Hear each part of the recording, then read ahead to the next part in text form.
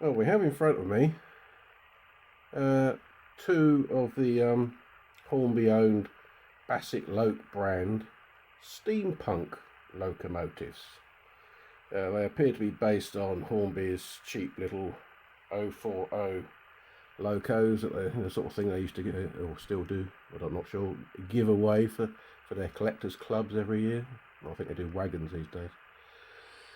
But I bought these, not for me, they're for my club, the Chesham Model Railway Club, because we have a relatively new children's layout, which children can drive themselves. There's a controller on each corner, and 2 tracks and a figure of 8, very much like my very first Scalextrics, my first and only, because I'm not a Scalextrics fan. I've got a mate who is, but I'm not. Always came off on the corners back in the 60s, never stayed on the track. Anyway, it's a figure of 8, so they can almost race these things. We have a speed limiter to hopefully stop that. But our existing stock of locomotives are, well, they almost go back to trying days. They're as noisy as hell. They're always coming off the track, and of course they're made of plastic, and they hit the floor every now and again, or a little child puts his hand out and grabs it, not knowing what he's doing. So I thought, well, let's have some new locomotives with better mechanisms that are a bit quieter and hopefully more reliable, and as it turns out, more robust. Now these things, I'm not sure if they're I think they're actually made of resin. They weigh a ton, so they should stay on the track quite well. They're good adhesion, and because it is a very the corners are tight, and this figure of 8 to get it in. And these weigh a lot, and there are some, well, you'll find out when I take the bodies off. The main screw does screw straight into the body, so they might be metal. I'm not sure. I'll find out on one, because I'm going to drill a hole in it. At least I think I am, and we'll see what colour the swarf is. If it's creamy coloured, it's resin. If it's silver, it's metal.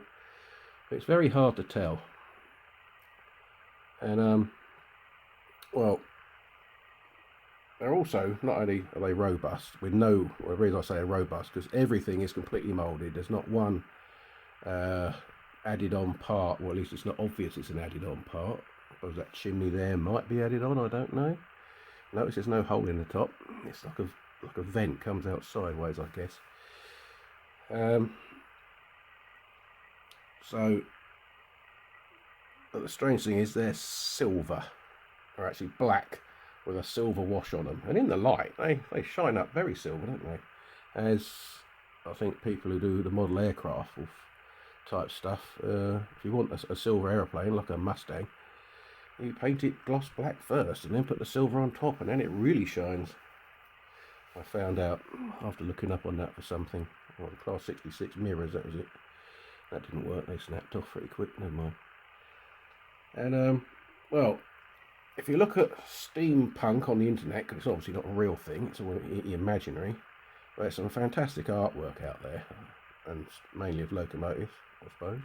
Well, I suppose if you Google steampunk locomotives, you're going to find steampunk locomotives, aren't you? Anyway, what came across very clear to me was they're not silver. Sort of Victorian, super Victorian based, as if steel had never been invented, diesels had never been invented. This is odd because that looks like a diesel to me with some jet engine on it. Never mind, that's definitely a steam. But there is a third alternative for this, of these two, but the proportions of it are ridiculous and overhangs, most ungainly. I don't like the look of that at all. It should be an 06 though. But, so I thought we've got two tracks, two locomotives. Oh, what we got here? Let's see that. So we got this one here, which is called Fearless. It's got a strange bonnet type affair, like a thing you put inside a shoe to keep its shape at the front. And the one with the two jet engines on it, or whatever they're supposed to be, is called Rogue. Whatever. But Hornby has given it the steampunk look just by putting this silver splodgy wash all over the place. And so, as I say, there's not a lot of silver there. The internet locomotives, of which there's some magnificent artworks, have this overwhelming bronze. Well, bronze is quite strong, you know. There was a Bronze Age before the Iron Age. And ship propellers are made of it and that sort of thing, or were. And there's some copper, not too obvious, but obviously there's copper there, and a bit of brass, very little silver. But also there's this big background colour of like copper oxide, which is that palish, mattish green colour. Now, I intend to include some of this green background colour, or attempt it, with what a few green coloured paints I've got. And I have found I've got this paint. I don't think it's made anymore. It's a Humbrol clear, a green varnish in effect. Probably used for, I don't know how you could use it for. There's obviously a reason they bought it out. I googled it and tried to find out what its purpose was, but it's not written anywhere why certain things exist. But probably it didn't take off very well, hence it says it's not made anymore, discontinued.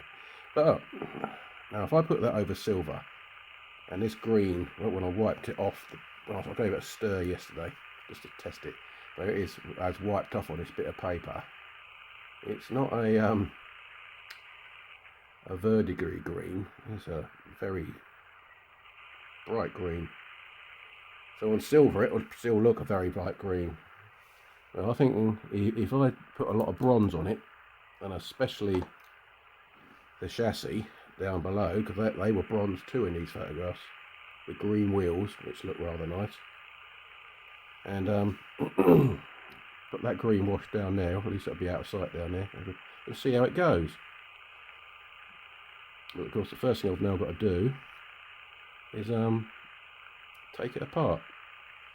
I'm only going to show this one on the video, so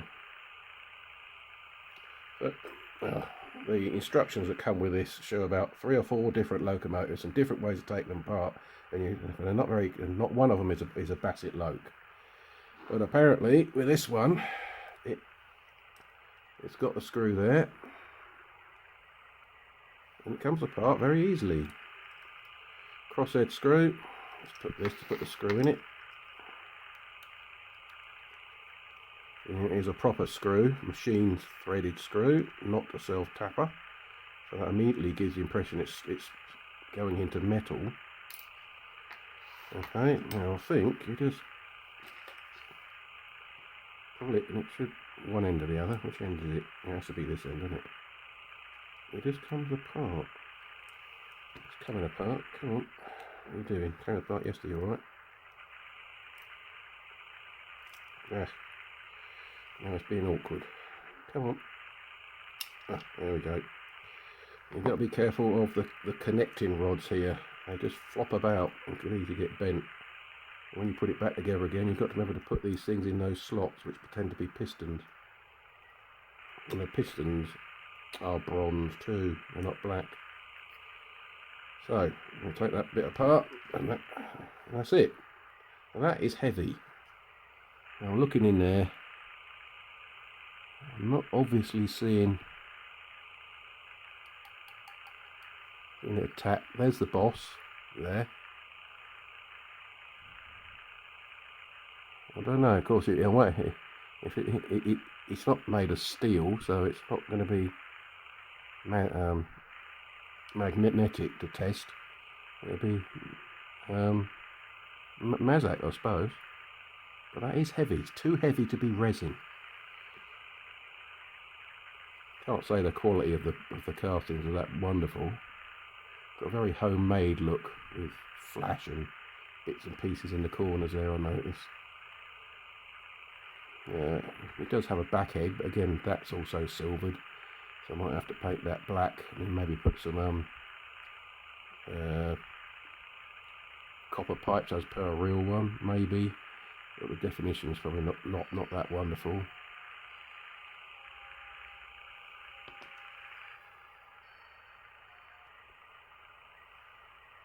Now that doorbell was the local Labour Party, so I gave them a little bit of a soapboxing on the local woes of the area.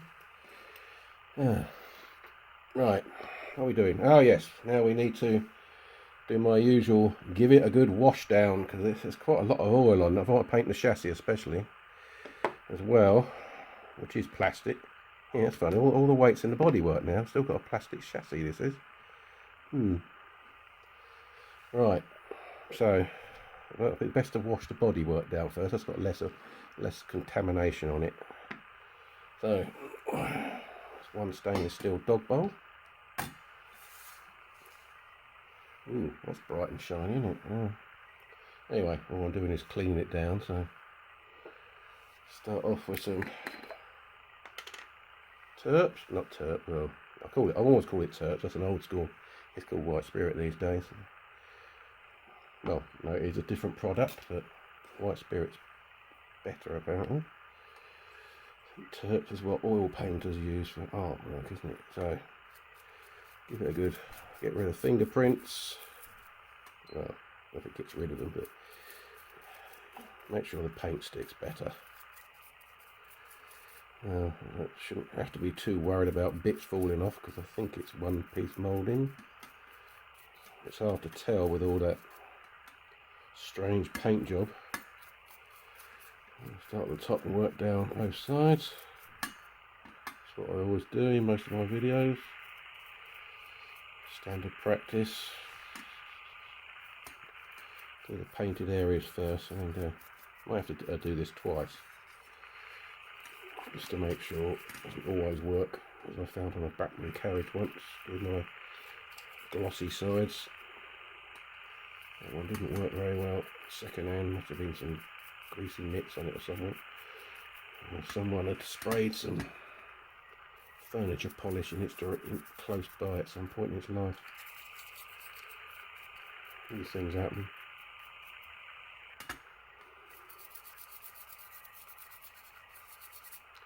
Get in here, see, they've only done the top half and the bottom half. This would have looked a lot better if they'd done all of it in this silvery bit by the wheel, really. What I will do is, though, I will give this a red buffer beam, because I think even they had red painting back in Victorian times, and safety would have been some kind of consideration. I think Victorian locos still had, the real ones had red buffer beams. Let's do underneath the well, make sure, don't put my finger in there and get oil on it. That's why I've got to do twice, because you're right, any grease that has come from the motor and touched that inside will be watered down by this first process, but it won't necessarily be totally removed. It'll just spread around the logo. So put plenty on and let it drain off. I know there was a bit of grease around this post, mounting post, boss, whatever you might call it.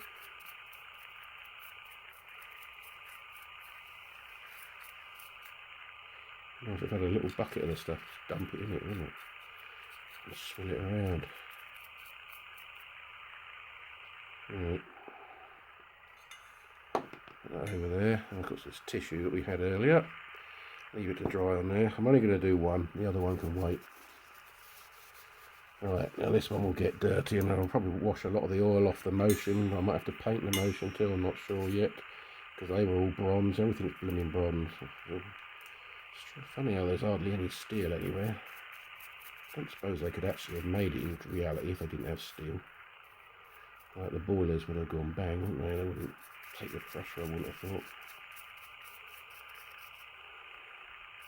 I'm not going to do the motor, but I need to do these bits that show. The wheels are going to be awkward. They're not through spokes. They're a wagon wheel with a pressing insert. If I turn it to look like that, you can see there's no daylight through there, see? So that's a wagon wheel type thing they've done. And pushed some spokes in. That could be awkward for painting. Oops, and now I've got it on there. I don't know if that's a good idea.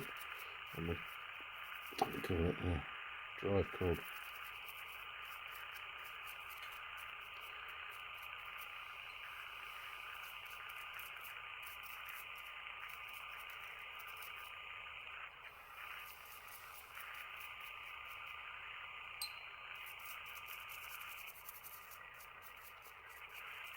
Again, black's not easy to see under the light, especially when it's shiny. It reflects like a mirror.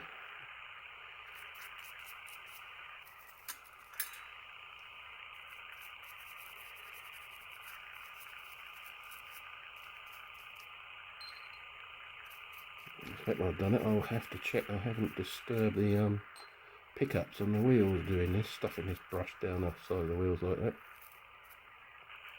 See one that side. Yeah, it's still there. Good.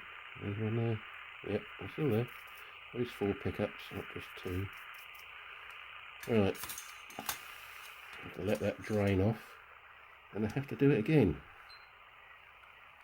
I have to replace the terps as well. The spirit in there. Because obviously the brush has been taking the grease from the loco and putting it in there. So both will be contaminated. Right.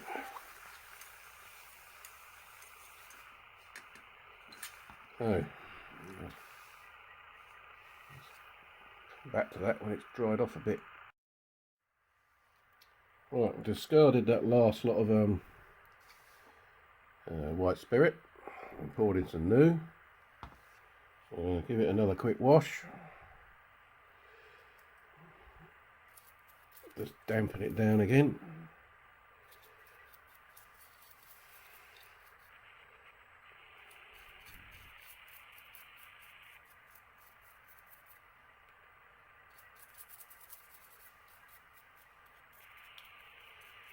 Do the outside first.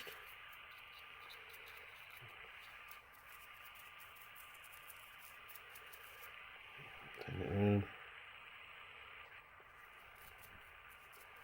Suppose if you're sensitive to the spirit, you should be wearing rubber gloves. Doesn't make doing my video any easier though. Operating cameras and that.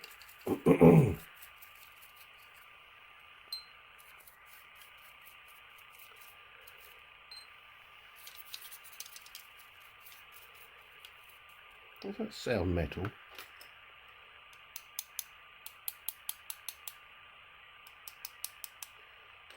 Inconclusive.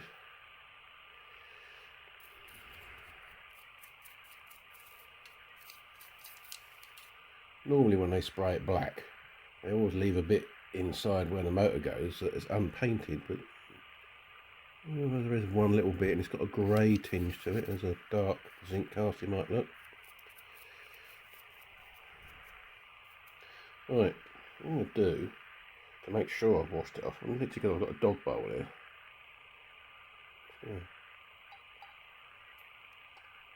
Do that to it. Right, white spirit's not expensive. And I know it's been washed off, it's not just been spread around the body. There's enough in there to do the, give it a shake, put it on top of some tissue paper to drain. Right, I'll get back to this bit, which we know has got grease residues on here. Getting those wheels.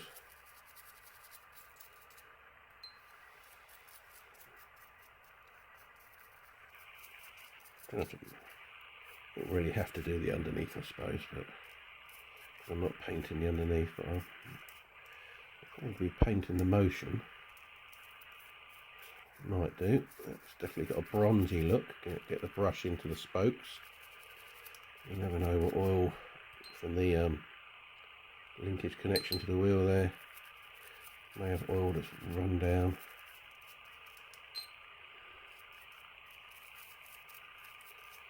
I guarantee I've got rid of all the grease and not made it worse. Dissolve some of the grease above it and it's run back onto it, and again, I don't know.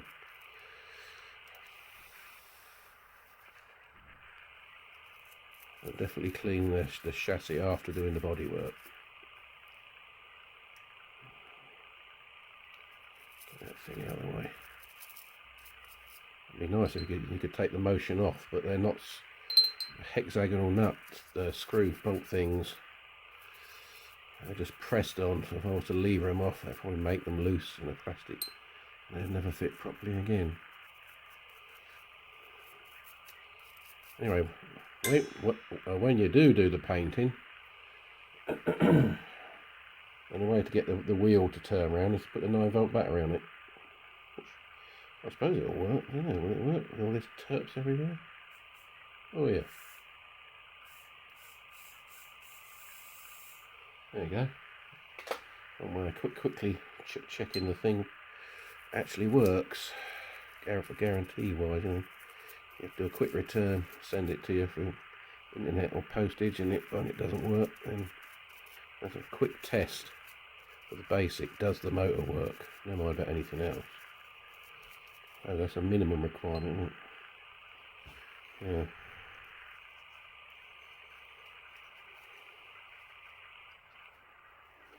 Yeah. Again, just leave that to dry. Drain down. The terps is not the fastest drying stuff. There we go. That might have to be left overnight now. It gets away with my hand and everywhere else. So as soon as you finish doing this, I'll go and wash your hands. Well, the white spirit has dried off. There was rather a lot of it, but hopefully it's done a good job. What I did find out, especially with this diesely jet-engined one, let's put that out of the way a minute. When you look inside, especially down in the cab area, it's white, and a big chunk of plasticky stuff fell out. So it's a resin casting, thick resin, about 1/8 inch thick at least, I think. But this bit, which is from the original locomotive that Hornby does, is metal, as in zinc alloy, painted black. So and that's why there's that black line there. Now I can see it better in this bright lights of mine. So they've just glued a resin onto the original diesel or steam engine chassis. You can tell this is a diesel one because those chunky old steps they do there. But it's also got a nice red buffer beam. Now, something else I forgot to tell you is another reason for getting these, is not just because they're robust, they're also cheap as chips. Oh, I can get over here. Excuse me a minute. There's my hand. Can't see with these bifocals on. Right, now I purchased this, or these, back in August last year. With VAT and postage. Which one is this? This is the diesel one, which is that one. With postage it was £32.99, call it 33 quid, so as cheap as chips. You know, you get a Pacific with sound, that's about 10 times that price now. Can be, or it soon will be by next year, I suspect, with rising prices. So the club weren't going to say, "Ooh, that's expensive." It's not, they're cheap. And the other one was similar sort of price from a different supplier, because they're not, I don't know if they're even made anymore, but they're certainly they're still available on the internet. Anyway, so we now know what it's made out of. So going back to Fearless here, which is the steam one. Now it has, as you should be able to see, Get my pointy earbud thingy. Tamiya. You can just about see it in the light. It's got windows. You know, porthole. Round portholes that Steamboat shunters have. But they're not through, are they? Now, the diesel you can't do anything about. That is, well, I could, but that is a solid plastic. If you start getting really thin, that will ease it, and you drop it, that will just snap off at those areas. So it'll just have to be left, I think. Well, this one is quite robust. Big thick areas of material around that. So I'm going to drill that out and make it so you can see through it. Just because I can or want to. Now, I've already marked on the back. You can probably see the shiny, what looks like a purpley metallic, which is actually a Staedtler. I've got one in the wrong place. Staedtler permanent marker. But you can't see what you're doing, but under this light it shows up. So I'm going to try and drill a hole through there as a pilot hole using my trusty proper Eclipse pin drill thing, and I'll drill through. Now, as it's plastic, it should be alright. So put it on that spot and just rotate, put my finger over the top. This is where I should have put an electric drill. I might have to sort of pause the video and just do this, because this could take ages. Is that going? Oh yeah, it started. Create some little dents first. It's only an approx marking, so it needs to be there. Yeah. So basically level with the top of these, or just under the top of these, whatever these things are supposed to be, and 10mm in from that edge.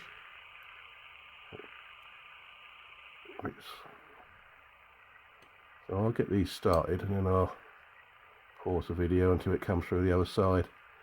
This video is going to be very, very long, and I am filming it in genuine 4K, which is huge files. So let's get this one started over here.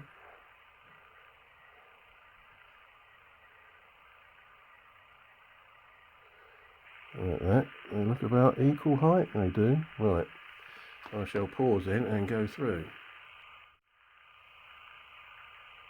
That was actually quite hard work so far. Got this one just about to break through. Probably see it come, here it comes. That one's not bad for accuracy, that one. Seems it was mainly guesswork. Should be able to see the hole there, yeah, by my hand. The other one's not so good, it's right on the edge. But oh well, I have to deal with that best I can. Files and things. So that's that one done.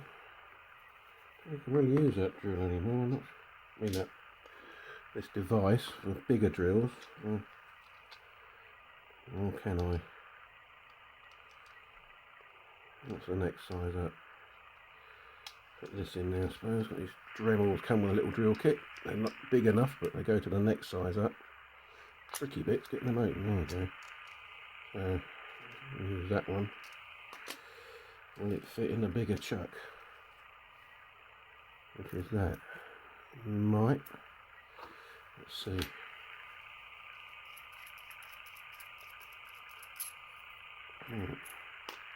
Take that out. Put that in there. Drop the drill in. It's not the best fit in the world, but it gives me something to grip. Anyway, got a knurl here to turn it. Don't know what size it is. Oh, it's an 1/8.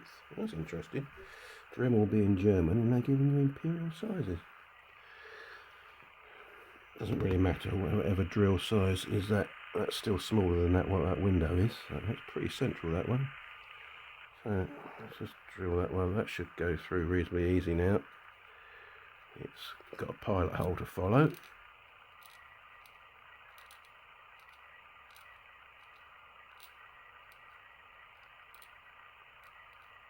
This is.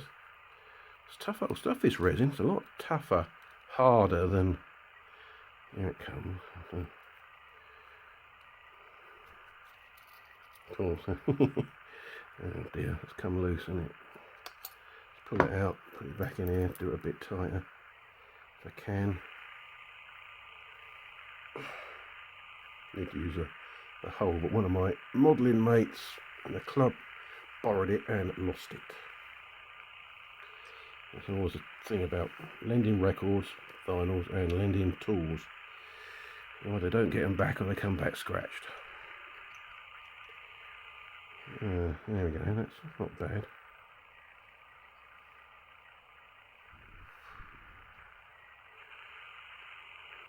So that one's a bit tricky, isn't it? It's a bit off centre, that. I'll go at an angle and see if it'll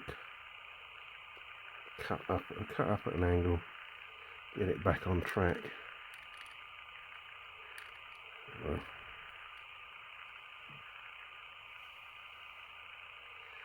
it's somewhere back in the middle-ish.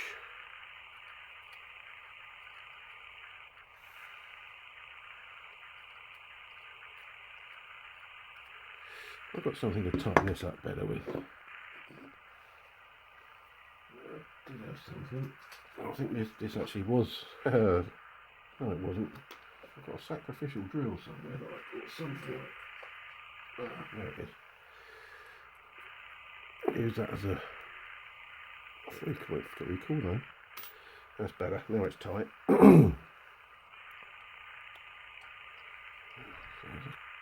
Pin collet, that's what it's called, isn't it? Is it going to come through or is that going to wreck it? I don't know.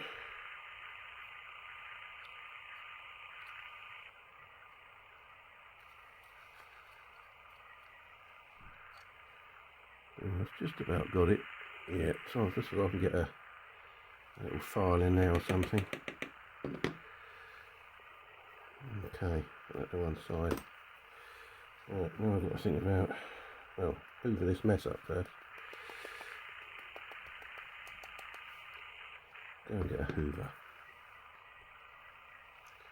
Alright, well, the metric drill, on this window anyway, go through, it's in 0.5mm increments, my drill kit. Will that go through or not? No. It's tough old stuff. If that had been polystyrene, that would have easier gone through by hand. Nope, I have to go and get my electric screwdriver. Right, I've got my big old school 1980s onwards, 90s electric screwdriver. But with this simple put in hand chuckered adaptation. Get that nice and bit long for this. But I don't really want to get my Dremel out just for this. Just make sure that's concentric. As good as it gets, I'm afraid. And I'll push it through one at a time. See what we can do.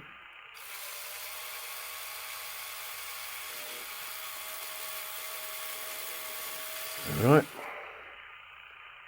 Next size up.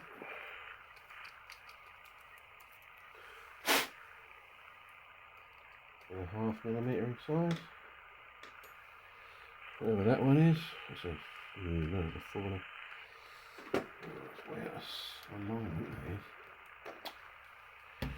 The drill's always slipping, that's it. That there has to align with that.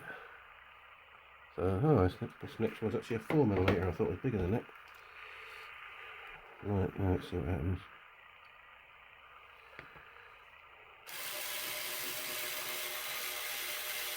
Oh, can't see there, can you? Go on, there you go.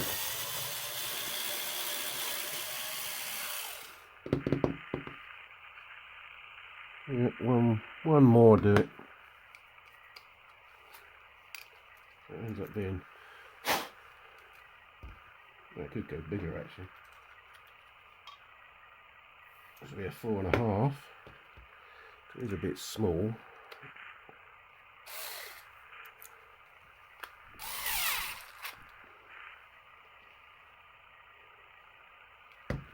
You see the back of the hole produced there is coming up. Back of my finger. How we do? We're not ruining any detail, are we? No. Right, make sure it's concentric. Get in there. There we go. And have another go.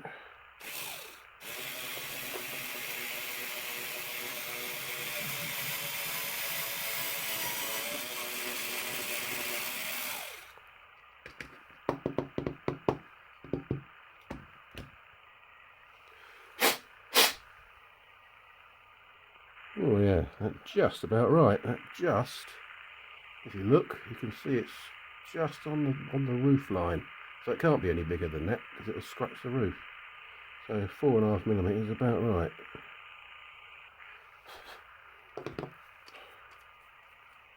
Right, take that drill out. Remember, it's 4.5 is the size we finish at. Now, the other one's going to be more tricky. Just over that up a minute.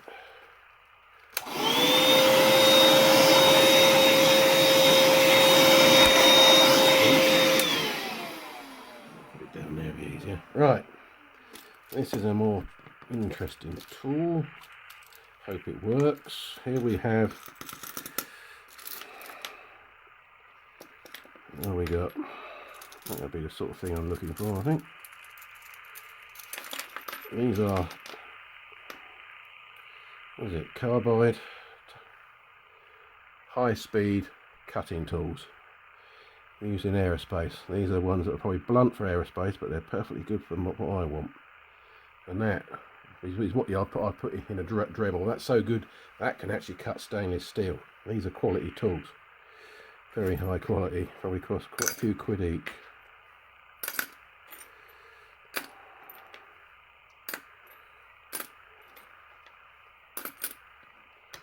Put it back in there. Of course, this won't be high speed. This will be the speed this thing goes. That's the best I can do. So, obviously not the most easy thing to control with this great big overhang. I prefer it to be holding it about here. Dremel used to make a lovely little cordless mini drill. Tiny little thing. It's perfect for... hang on, make sure I don't... hang on. No. Gotta be careful, the chuck's gonna graunch on there, isn't it? So, need to stick that out a bit for as far as I can get away with.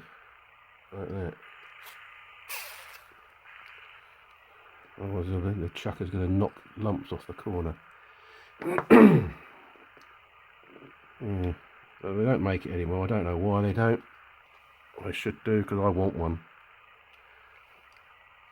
Right. I don't know if you can actually see much here, actually.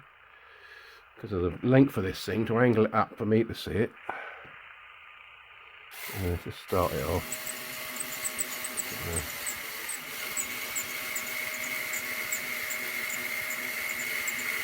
I've got to...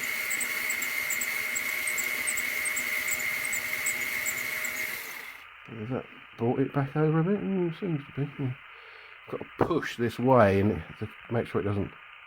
it gets more central.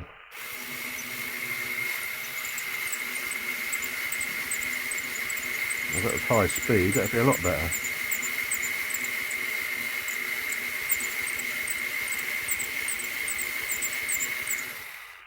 Not doing anything much.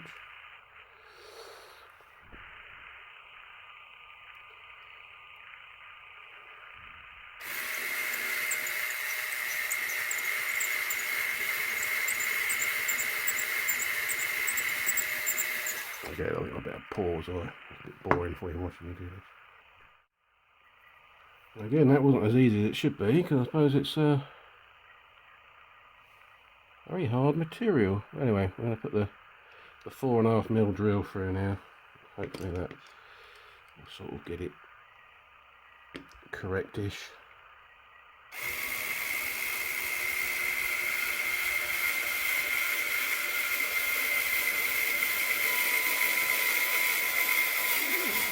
Through. Oh. Let's pull it back and all right.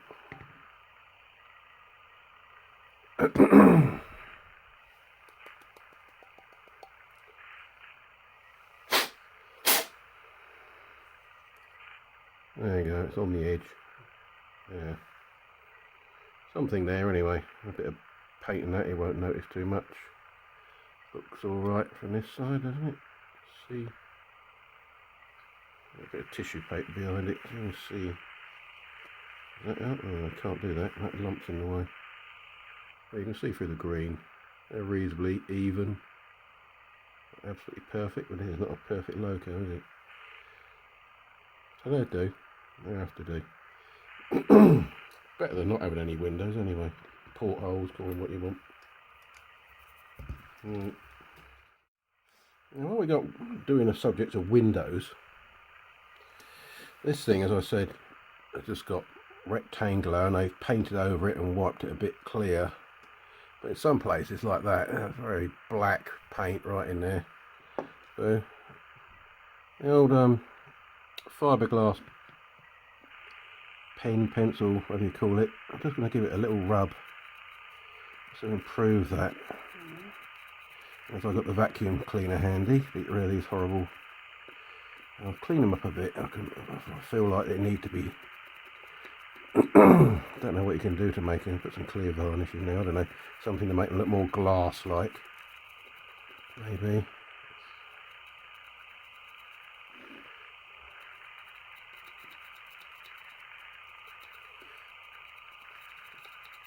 There'll be dirt on them, but there won't be that much dirt. Even a paint run there, you might see. I got rid of it some of it the other day, but you can just go over it with that and it blends it in, see? Disguises it like that. Right, every time you do this, I don't want to get this stuff in your hands.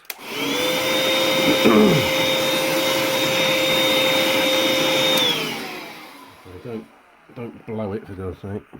Contaminate things. Now the back of the thing. In here.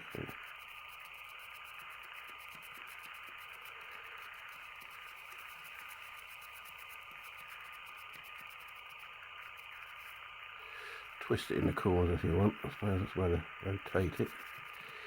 Get it out. I'm sure the kids who play with this wouldn't give a two hoots about me doing this bit. But hopefully they'll appreciate the nicer colours. Well, I hope there'll be nicer colours. Don't know, do we? This bronze and green affair make it look really ridiculous.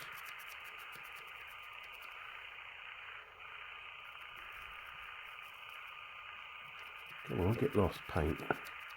It's very tenacious on this stuff. Yeah, it's still in that corner. Get out of it. Where can it go? Glass fibre is very aggressive. Aggressive meets tenacious. Yeah,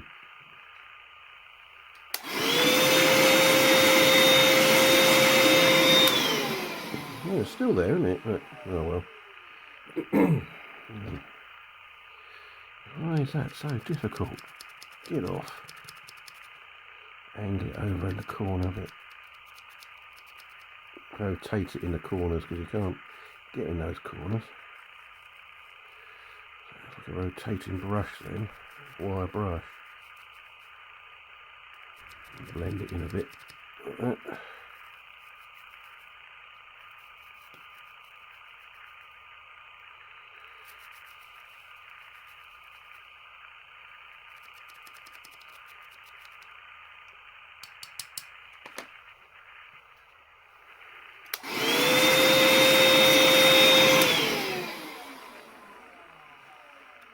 A little bit cleaner.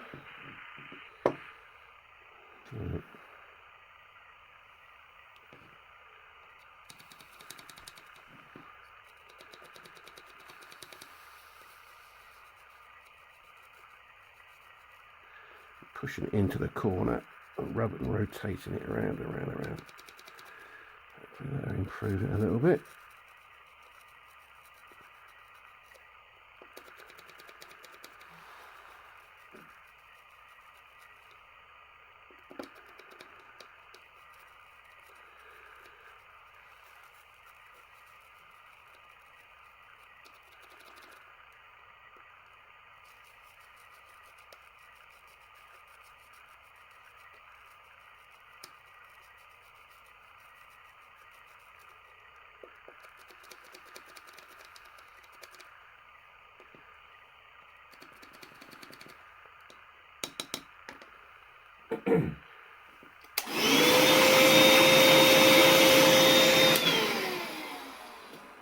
And now the windows at the front, I don't know how I'm going to get her then.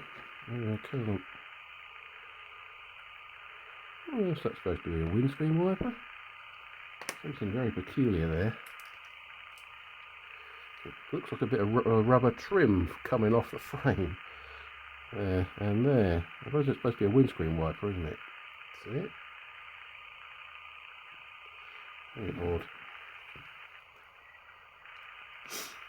Anyway, this side's the worst side. I don't know if I can get at it or not. Wind that out a bit further would help. Improve it a little bit. It's not going to be easy with these jet engines in the way. Jet engines are going to blast the poor driver when he looks through the windscreen and blow the glass in his face and then melt his face with the heat. It's not where you'd really put them, is it? It's done a slight improvement there. I can't do behind the windscreen wipers, but it's not that critical.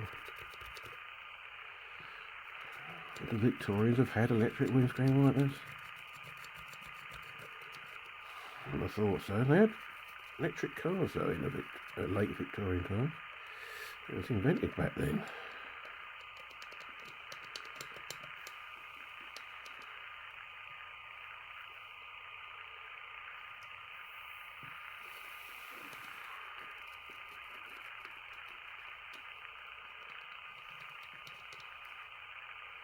That's a slight improvement, isn't it? Better, well, let's quick rear ahead sort of.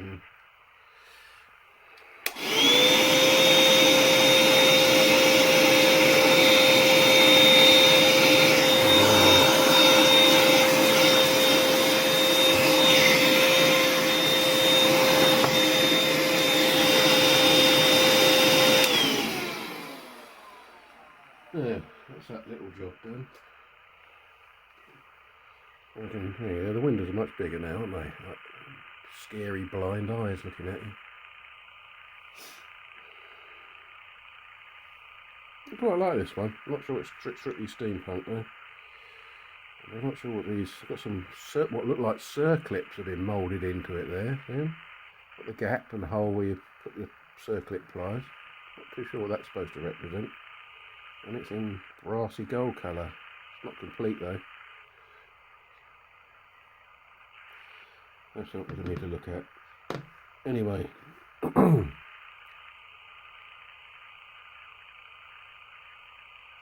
I need to do is I can still see some marks on the Staedtler pen there. MEFS removes permanent markers, as does probably isopropyl. Don't use acetone. It takes all the paint off and probably melt the plastic. But I don't need to do that on film. And out of curiosity, I'm going to just see before I put any bronze on. I'm going to put some of this green, that Humbrol green varnish stuff on that area there, and if I don't like it I'll rub it off. I don't intend to have that bit green, I just want to see what effect it has on that silver. That's a nice easy to get at surface to wipe off. It's a little bit of it and see what this stuff does.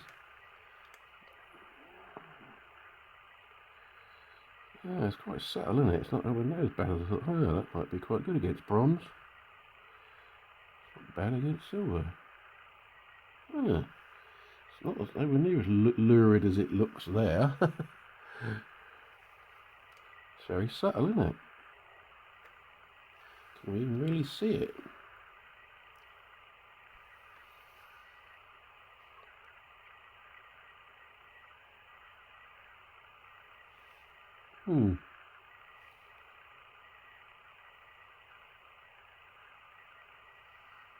What my intention is this bit.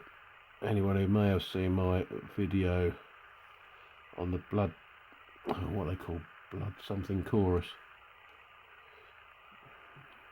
where the bloke, the main singer with a booming voice, is dressed up like a butcher. And he has this big apron and he looks very Victorian. Yeah, that's quite interesting colour, isn't it?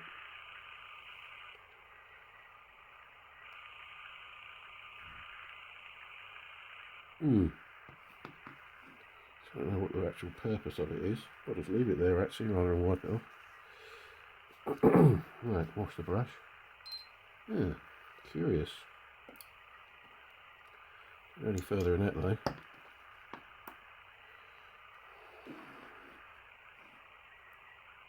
Not that way around. Yeah, I've got a light this way. I haven't got one over this side, pointing that way. I have, but it's just a trip hazard with the wire going across. So